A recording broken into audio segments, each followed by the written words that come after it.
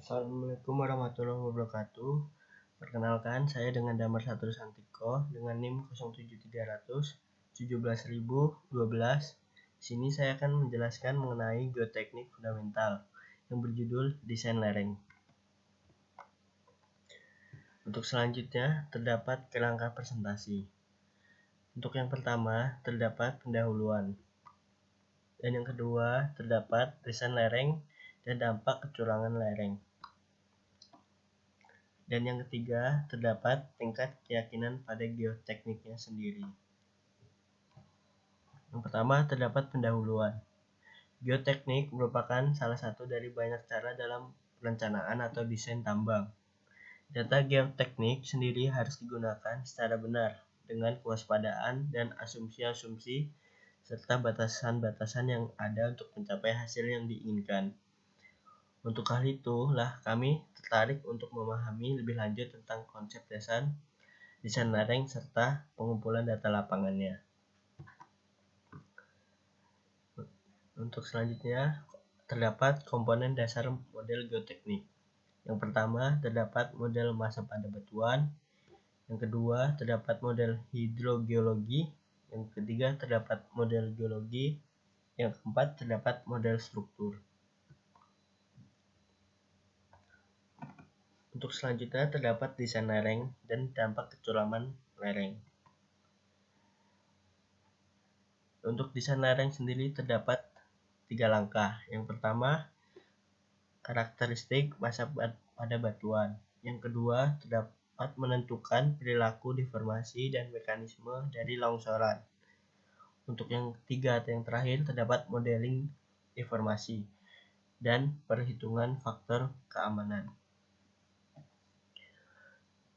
Untuk karakteristik umum klasifikasi massa batuan, pada dasarnya pembuatan klasifikasi massa batuan bertujuan untuk yang pertama mengidentifikasi parameter-parameter penting yang mempengaruhi perilaku massa batuan, membagi formasi massa batuan ke dalam grup yang mempunyai perilaku sama menjadi kelas massa batuan.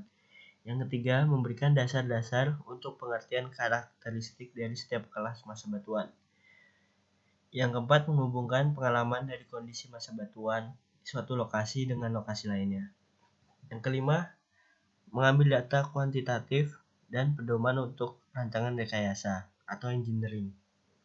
Yang keenam, terdapat memberikan dasar umum untuk kemudahan komunikasi di antara para insinyur dan geologiwan agar dapat dipergunakan dengan baik dan tepat. Jadi, klasifikasi massa batuan harus mempunyai beberapa sifat seperti yang pertama, terdapat sifat yang sederhana, mudah diingat dan dimengerti. Yang kedua, sifat pada massa batuan yang penting harus disertakan. Yang ketiga, parameter dapat diukur dengan mudah dan mudah.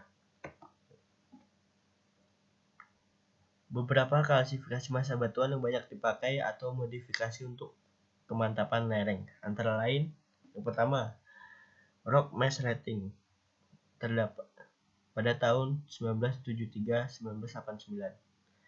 Yang kedua ada rock mass strength yang terdapat pada 1980.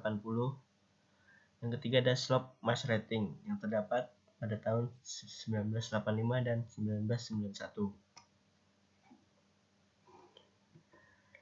Dampak longsoran lereng. Yang pertama, faktor keselamatan atau sosial.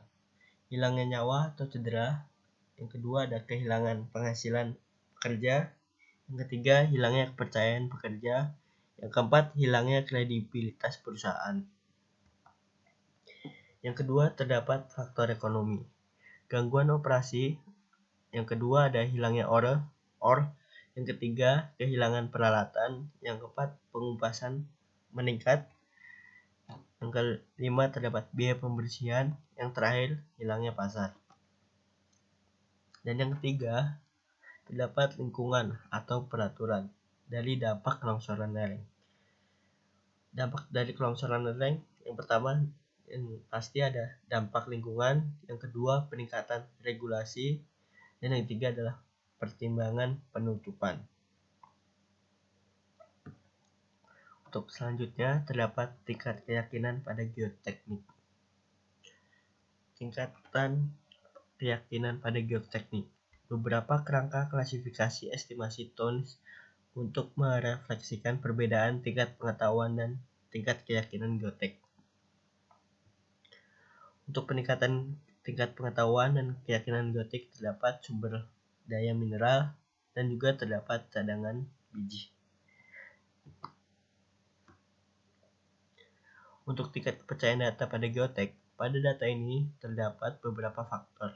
Dalam tabel ini dijelaskan faktor geologi, struktural, hidrogeologikal, masa batuan, dan geoteknya. Untuk capaian tingkat kepercayaan data terdapat 5 level, 1, 2, 3, dan 4, dan 5. Dan terdapat 5 ada geologi, struktural, hidrogeologikal, rock mass, dan geoteknikal. Berikut dijelaskan pada kegiatan yang dilakukan pada target kepercayaan data. Yang pertama ada tahap kegiatan, yaitu tahap kegiatan pertama adalah konseptual. Lebih dari 30% tingkat kepercayaan datanya.